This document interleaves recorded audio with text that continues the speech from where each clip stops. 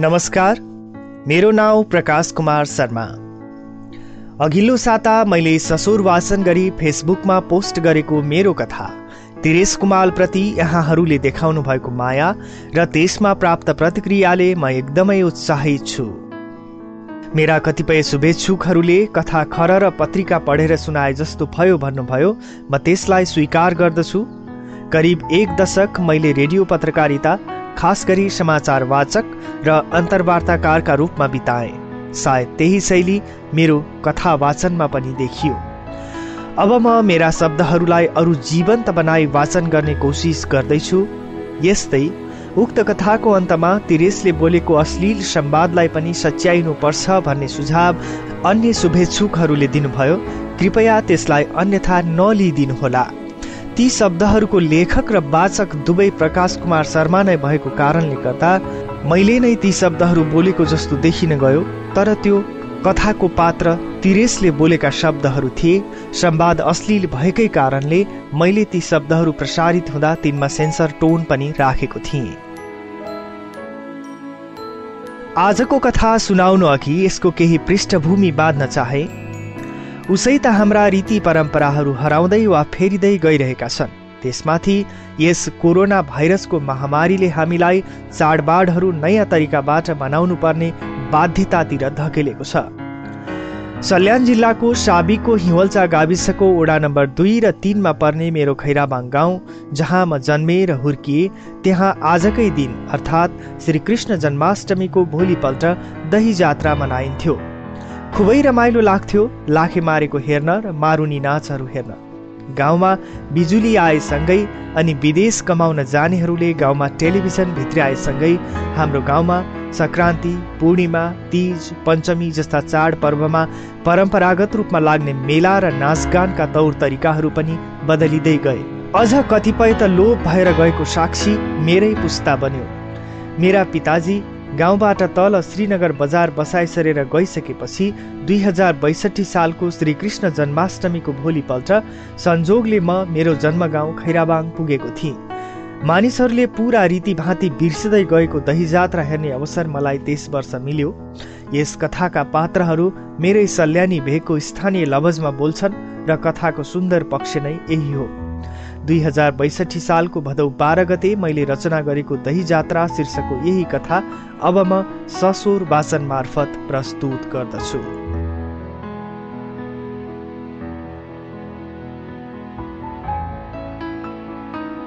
श्रीकृष्ण जन्माष्टमीको भोलिपल्टको यो दिन एकदमै सफा र घमाइलो थियो। भदौ महिनाको दोस्रो साता भए पनि यस वर्ष केही दिनदेखि पानी नपरेकाले अलिक गर्मी पनि थियो र बाफिएको जमिनमा एक किसिमको तातोपना थियो। घर आँगनमा फूल लगाएर सिंगार्ने चलन उति चलेको त थिएन यस गाउँमा। फाटाफुट्ट रूपमा आँगनको ढिक काल्नामा लगाइएका फूलहरू फुलेका थिए र घाँस एकदम हरियो थियो। यस वर्ष मनसुनी वर्षा ढिलो भित्रिएकाले मकैले धान चमरा भर्खर भर्खर निकालेका थिए। सहवृष्टिका वर्षहरूमा भए यस बेला मकै पोलेर खाने भइसकेका हुन्थे होला। पहिले पहिले त मकै काँक्रो कृष्णजीको डोलामा पनि चढाउने गरिन्थ्यो। वर्षको यो अन्तिम जात्रा थियो।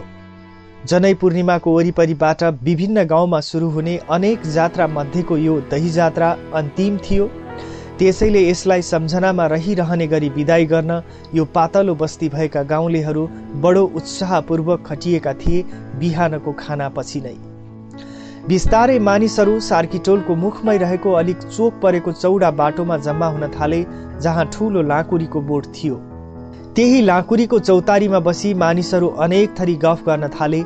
सबेरैदेखि तयारी नगरे जात्राका विभिन्न प्रस्तुतिहरूका लागि समय पर्याप्त हुँदैनथ्यो। तर जतिसुकै हतार गरे पनि जात्राको वास्तविक रमाइलो अपराह्न पछि मात्रै सुरु हुन्थ्यो।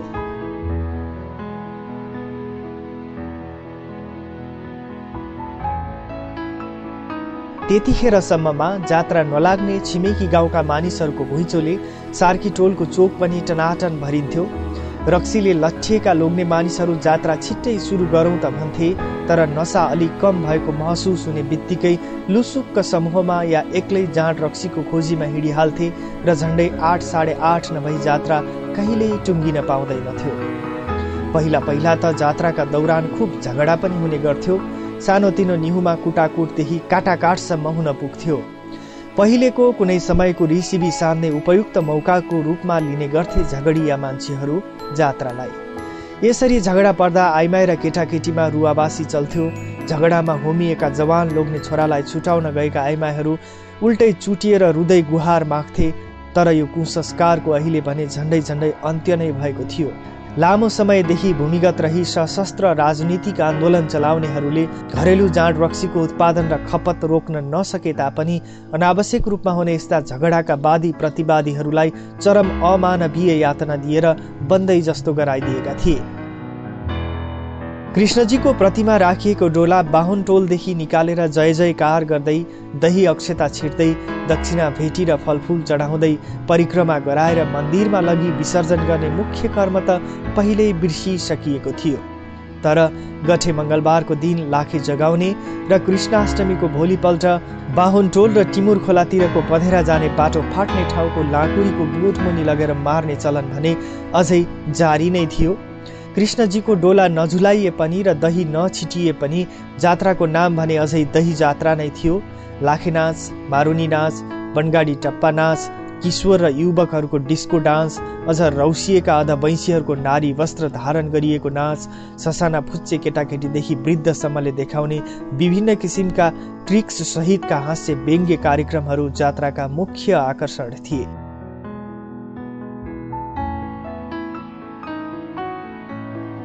पैदल यात्रीका लागि दक्षिणतिर दाङ तथा नेपालगञ्ज जाने बाटो यही सार्की टोल भएर गुज्रन्थ्यो।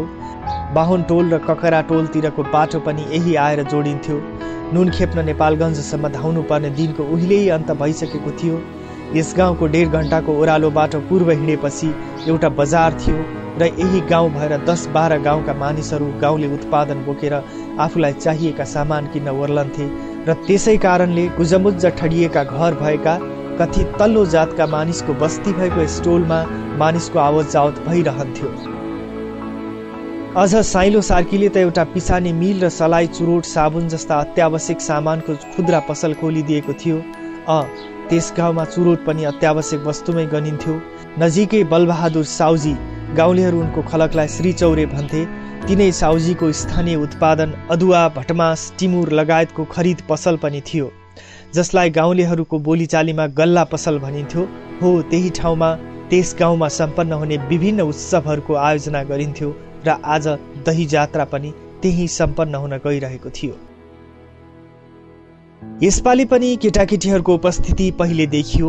काइला बस्नेतको कान्छो छोरो थोत्रा बोरा बेरेर अनि कम्मरमा सल्लाको खोटो थाप्न प्रयोग गरिने भाँडो, स्थानीयहरू यसलाई गमला भन्छन्, त्यसैमा पाल पारी सुत्लीमा उनेर बाँधी झ्याप्लुङ्गे बालु बनेर देखा पर्यो र गाउँभरि डुल्न थाल्यो। अरू अल्लारेहरू उसको पछि पछि थिए। नाच भालु नाच, पैसा दिम्ला 5, तिनीहरू गाउन थाले थपडी पिट्दै।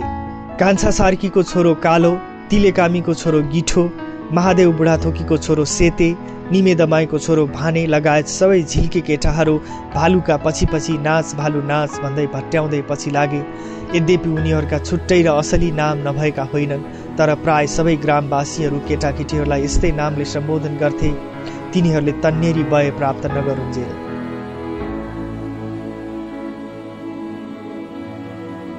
कतिपय एउटै नाम 2 वा बढी मानिसको पनि हुन्थ्यो र तिनीहरूलाई चिन्नका लागि टोल सहित वा आमाको नाम सहित वा थर वा जात सहित सम्बोधन गरिन्थ्यो।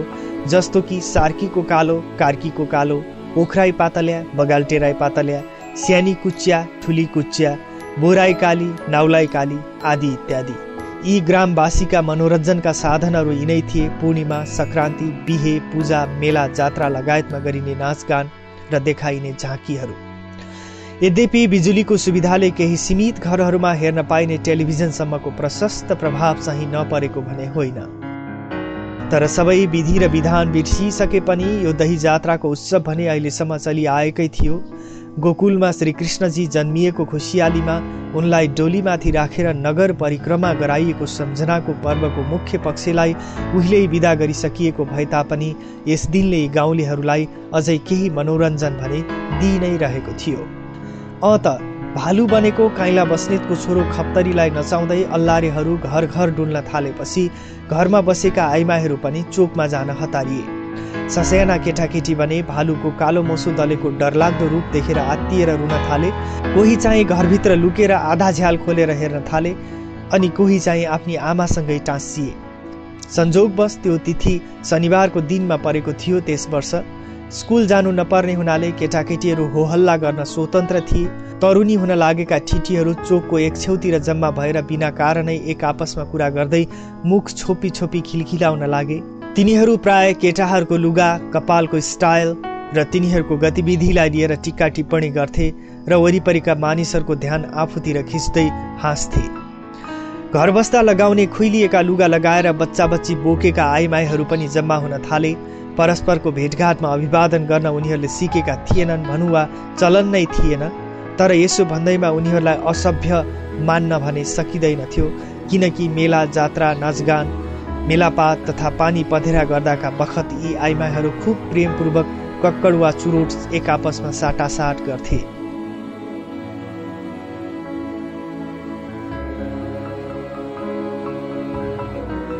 स्तनपायो र ससाना नानी बोकी आइमाईहरू पनि जम्मा हुन थाले। अलि ठूला केटाकेटी अघिदेखि नै त्यहाँ मौजुद थिए र केही न केहीमा सामेल पनि। ती केटाकेटीका बारेमा आमाहरूले उति चासो नदिए पनि हुन्थ्यो, बरु आफ्ना छोराहरूले देखाएको नौटङ्की देखेर आमाहरू मक्ख पर्थे। अनुहारभरि मोसो दलेर थोत्रा लुगा बेरी माग्नेको अभिनय गरिरहेको आफ्नो छोरालाई देखेर डिल्ली बहादुरकी श्रीमती चकित हुँदै बोली, हेर्दिनौ हाम्रा जाइन भाइ, माग्ने बन्याउ कस्तो सुहाउ हो। कुँवर कान्छाकी श्रीमतीले सहमति जनाए, ऐजे नि नभन्दै। झन्डै चिच्याउँदै उसले थपी, जा तिम्री नाठी हुन्यौ, हाम्रा घरा त बौ लिगा छन् हेर्ने त सोल्टिन। हेर त घोरा जगरा दारी जुङ्गा बनाइन। सबै आइमाहरू कुँवर कान्छाको नौटङ्की हेरेर हाँस्न थाले। त्यो ठिक्क पर्याउ छाता काँती भेट्टेछ फेरि, हेर त भाउज्यू। करङ सबै भाँचिएको थोत्रो छातालाई संकेत गर्दै प्रेम बहादुरकी श्रीमतीले आफ्नी भाउजूलाई भनी र चोलीको गोजीबाट बिजुली चुरोट झिकेर सल्काउन थाली। उसलाई देखेर महिला मण्डली सबैलाई चुरोटको तलतल लागेछ। केही बेरमै तिनीहरूको आकाशमाथि चुरोटको धुवाँ रङमगाउन थाल्यो। अलिक पर बसेका 2-4 जना बाहुनी र स्कुलकी मास्टरनीले धोतीको सबकोले मुख छोपे। स्कुलकी मास्टरनीले त तितो पोखिहाले। सबैले झुसे मुखमा आगो। हेर्नुस् त माइजू, आफैले आगो देल्छन्, किन नजाउन् त छिटै स्वर्ग। काखमा नानी निदाएकाले गजधम्म भुइँमा बसेकी पुजार्नी माइजूले प्रसङ्गलाई अघि बढाइन्। चुरोटको धुवाँले खाएका नीला ओठ र गिजा देखाउँदै आइमाईहरू गलल हाँसे।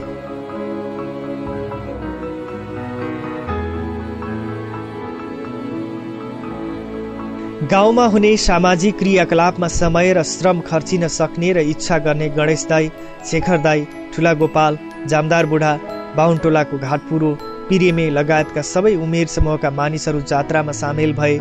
वस्तुभाउलाई बन्तिर चराउन लगेका ग्वालाहरू पनि घर फर्कदै थिए।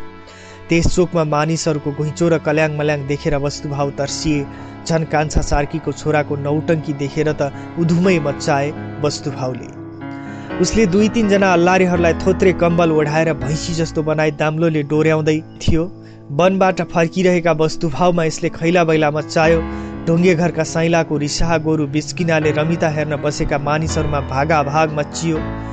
बिच्केको गोरुलाई तह लगाउन पुगेको घर मालिकको श्री महादेवको अर्धनारीश्वरको जस्तो रूप देखेर त झन् गोरु आत्तियो र झन्डै मान्छेमाथि नै दगुर्न थाल्यो। सुरक्षित ठाउँमा उभिएका आइमाई तथा केटाकेटीहरू पेट मिची हाँसे। गाई गोरुको जात्रा साम्य भएपछि साँच्चीकैको जात्रा सुरु गर्न रौसियाहरू हतारिए। अधीर भएर पोखराकी घाटपुरेनीले जेठाओलीकी श्रीमतीसित भनी, कति गाज्ज र गिज्ज गर्या हुन्नाई, चाँडो जगाउनु पर्छ इल्लाख्या। बस्नेती माइलीले थपी, तौ खर्च गर्न अबेला हुन्छ अहिले फेरि।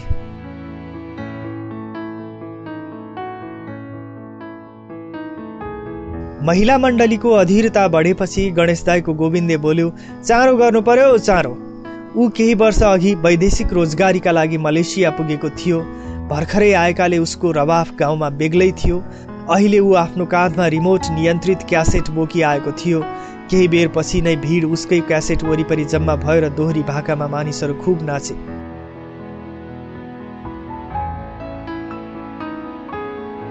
कुनै विशेष औपचारिकताबाट कार्यक्रम सुरु गर्नुपर्ने झन्झट नभएकाले जसले जसरी मानिस आफूतिर तान्न सक्यो त्यही गरेर देखाउँथ्यो र अहिलेको मुख्य आकर्षण गोविन्दको रिमोट नियन्त्रित क्यासेट र सिङ्गारिएर नाच्न लागेका सुबेदारको कालो र रातो कुँवर थिए।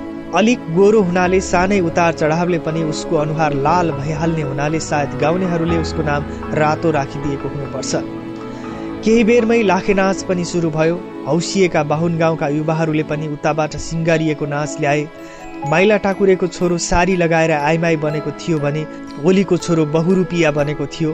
रातो रङ र्यालेर ओठमा लिपस्टिक लगाएको, रङकै टिका, कालो चस्मा, 2-3वटा पछ्यौरी कम्मरमा बेरेको अनौठो देखिन्थ्यो उसको रूप।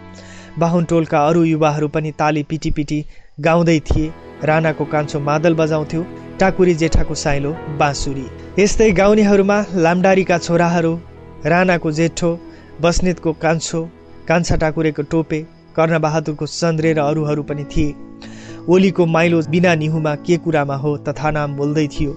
अलि पर बिजुलीको खम्बामा आड लागेर बसेका 3-4 जना अपरिचित व्यक्तिहरूलाई देखेपछि भने उसको चुरीफुरी र रक्सीको नशा त्यसै गायब भयो। अब भने ऊ पनि गाउने समूहमा मिसियो। वनको काफल वनकै चरीलाई, तिम्रो माया 2 दिनको भए नि, मेरो माया जुनीभरिलाई। तिनीहरू स्वरमा उतार चढाव ल्याई गाउन लागे। अहो उइलौ रमिता, हेरी त यो क्या हो र? बाबुले पनि अलिअलि त सम्झिनुहुन्न। ठारगौर्या फुपूका घरतीबाट कृष्णजीका डोला निकाल्ने, जय जयकार गर्दै गाउँभरि डुलाउने, काँक्रा मगा खातका खात दही छिड्दै डोला माइगा थान लगी सेलाउने। कस्तो कस्तो अब त सब छुट्यो। देख्नुहुन्न उता भाइ, सबै कस्तरी झोप्पिया छन् गोविन्दिया क्यासेट्नु। 70 नाघेका जामदार बुढाले गाउँबाट तलको बजारमा बसाइसरी गएको प्रधान बुढाको कान्छो छोरासित कुरा गर्दै दुखेसो पोखे, तर ऊ फिस्स हाँस्यो मात्रै, केही प्रतिक्रिया जनाएन। जात्राका विभिन्न झाँकीहरू सुरु भइसके तापनि ढोटा मारुली, जसमा एउटा पुरुष नारी रूपमा सजिएर घुम्टो ओढी निहुरिँदै ढोलकको तालमा एक छेउमा खुट्टाको चाल मिलाउँछ, अर्को मकुण्डो धारी जसलाई स्थानीय भाषामा स्वाके भनिन्छ, त्यस पुरुषले नाचमा गीतको विस्तारसँगै आफ्नो प्रियसी दाबी गर्छ। अर्को बहुरूपिया जस्तो लाग्ने भेषमा रहेको पुरुष नर्तक सेतो धोती, सारीको पगरी, कम्मरमा पछ्यौरी, चस्मा, स्टाकोट र खुकुरीमा सजिएको हुन्छ। त्यही नर्तकले स्वाकेले हरण गरेर लगेकी आफ्नी प्रियसी मारुनीलाई स्वाकेलाई खुकुरी देखाएर तर्साउँदै नाचको अन्त्यमा ऊबाट जितेर लैजान्छ। यस नाचमा गीत हुँदैन, लाखे नाचकै वाद्ययन्त्रहरू ढोलक, झ्याली, झ्याम्टा, बाँस बजाएर नाचिन्छ। हो त्यही मारुनी नाच भने अझै ढिलो भइरहेको थियो।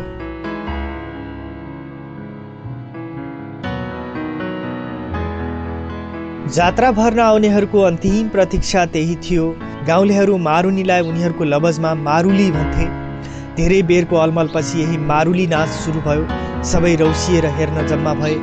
भाव अभिनयबाट मौन भाषामा कथा भन्ने यो नाच साँच्चै जीवन्त थियो। बिजुली बत्तीको उज्यालोमा सार्की टोल त्यस साँझ जगमग देखियो। गोविन्दले आफ्नो बडेमानको क्यासेट बोकेर घरतिर लाग्यो। राजेश हमालको नयाँ फिल्म हेर्ने भन्दै झिल्केहरू पनि उसकै पछि लागे। बडो उत्साहपूर्वक प्रतीक्षा गरिएको मारुनी नाच पनि सकियो। अब सबैलाई घर जान हतार थियो। आफ्ना केटाकेटी बोलाउँदै आइमाईहरू घरतिर जान हतारिए।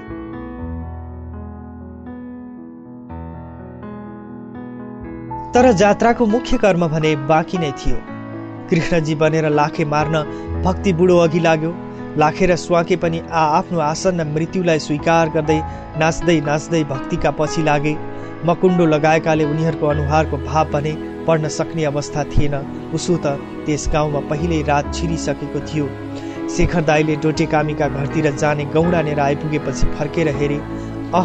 केही सीमित व्यक्तिहरू बाहेक त्यहाँ लाखे मारेको हेर्न कोही पनि आएका थिएनन्।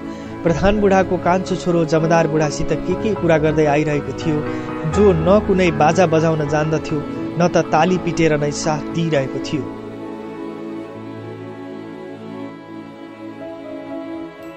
शेखर दाईले नरमाइलो मान्दै तिलेकामीसित भने, साइला लाखे मार्याउ हेर्न त कोही आएन।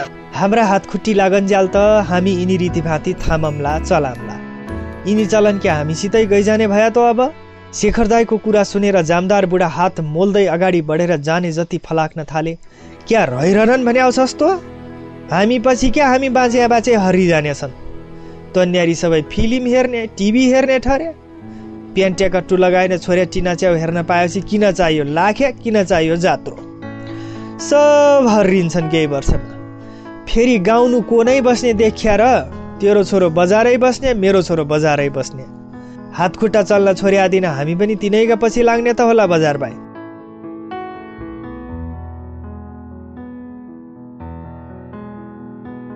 क्या हाम्रा नाति पनातिले हाम्रा गाउनु उहिले यसरी लाख्या नचाउँथ्या गरे, जात्रो लाउँथ्या गरे भने उखान मात्रै सुन्ने हुन्छन् त अब पछिका दिन्नु?